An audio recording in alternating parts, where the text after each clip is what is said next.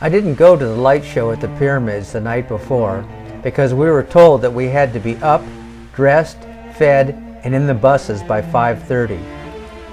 It turned out that those who did go to the show got back early and got plenty of sleep after all. Anyway, I got up around 4 a.m., showered, and went down to breakfast. There wasn't anybody there, so I figured they must be sleeping in. Well, after eating, I left early for the buses.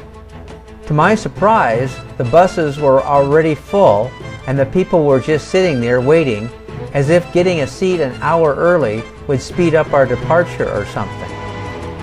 This was the most on-time bunch of people I have ever met in my life, neurotically so in my opinion. Well, we all sat in the bus for another 30 minutes and finally we bussed out of there at exactly 5:30, just as they said they would. We headed toward the Cairo airport and caught the flight to Luxor. The EgyptAir flight to the desert airport at Luxor was smooth, and getting through the airport was a little slow, but not too bad. Buses were waiting for us and took us to the Luxor Hilton Hotel, where we saw our boat for the first time.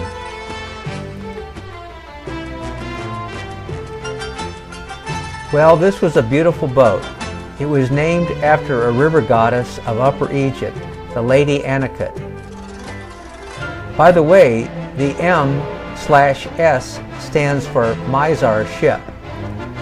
You may not know it, but the Egyptian name for Egypt is Mizar, not Egypt.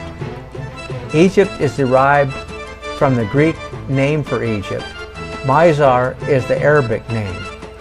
Actually, the original name of Egypt is Kemet, which means black land, referring to the land of fertile black soil. Desert, where our word desert comes from, means the red lands on either side of the black land. Here's the entrance to the boat looking out. This is the interior upon entering the boat. The stairway takes you up 3 more decks. Here's the top of the stairway at the second deck where my room was located. Here on the second deck were some PCs we could use, and for a totally outrageous fee, we could even connect to the internet. One of the old gals was constantly writing and sending emails, and I can only imagine what her bill must have been. In the lowest deck at the very bottom of the ship, about at the level of the waterline, is the beautiful dining room. Here is my stateroom on the second deck. I had this room all to myself, and I didn't have to pay extra for it. It was really a beautiful room. I had my own picture window above the Nile. We even had TV on board the ship.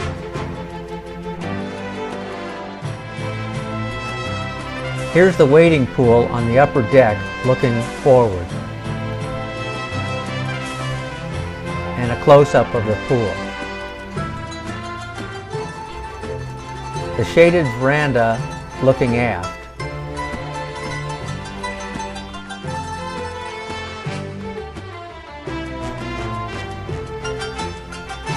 And the bar that served cold drinks.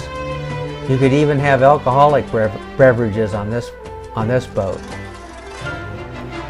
From where we were tied up near the Hilton Hotel, looking north down the river, and then panning over to the east shore, looking down at the gangplank. The gardens of the Hilton and the Hilton itself is to the right. On the west side of the Nile was this curious mountain range. I don't know why, but I found it very interesting. Somehow it seemed that I had seen pictures of this range before. And this and the next few shots are a pan of those hills.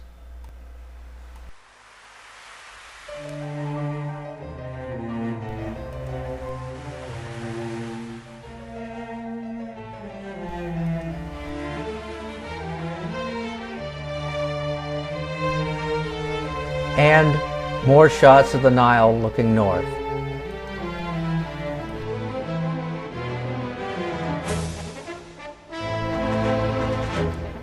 Here are some typical scenes along the Nile of kids playing in the water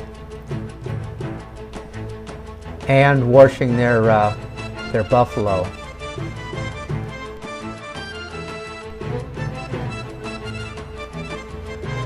I haven't mentioned it much, but the Army and police presence around the anniversary of September 11th was pretty intense. Here is a machine gun I snuck a picture of.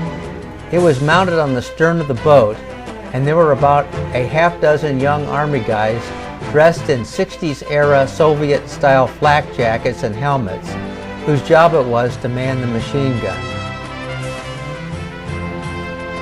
This police speedboat kept circling us the whole time we were sailing.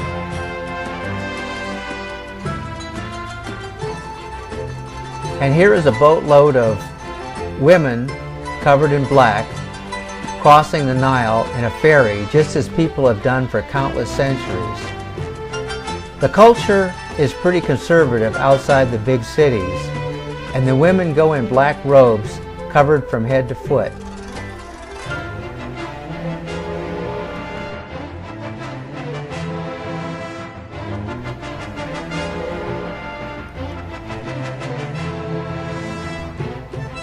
The late afternoon made the rocky hills look beautiful. We are now getting near to our destination. To my eye, the little cities on the upper Nile are much prettier than Cairo. However, it is said that this region is a hotbed of Muslim extremism. But it is also where you will find the majority of Coptic Christians. If you will look closely at the skyline, you will see the crosses of the Coptic churches. Well, the rest of the day and night we drifted northward with the Nile.